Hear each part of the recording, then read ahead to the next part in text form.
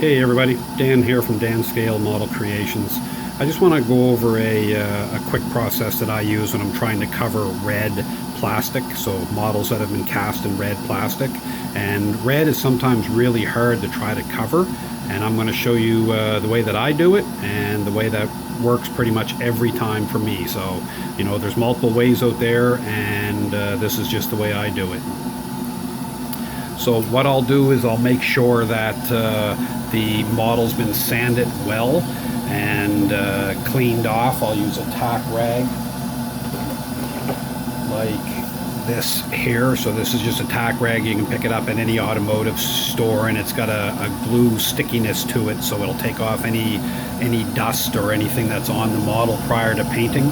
Before I paint, I always spray down my booth so you can see the water inside my booth, and I just have a bottle here that's full of water, so anytime before I spray I make sure that I wet down my whole booth.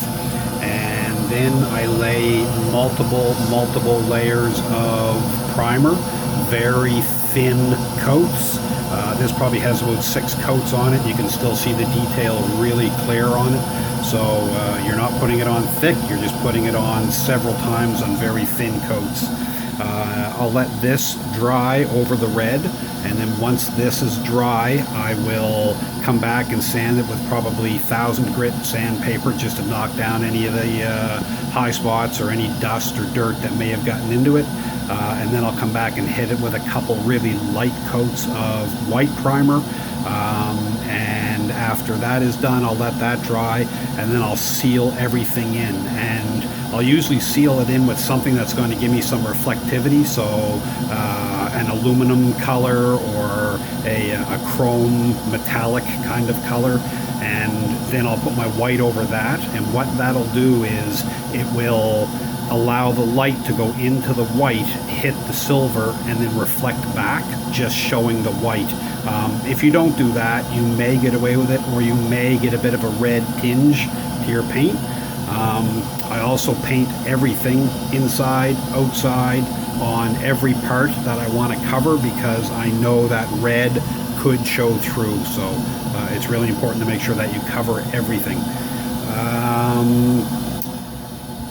That's really about it. After I put the white primer on it and get it all sealed with my silver paint, then I'll allow that to dry really well, probably for about a week, and then I'll come back and I'll hit it with multiple really light coats of my white, and again, that'll be on the inside and the outside of the body.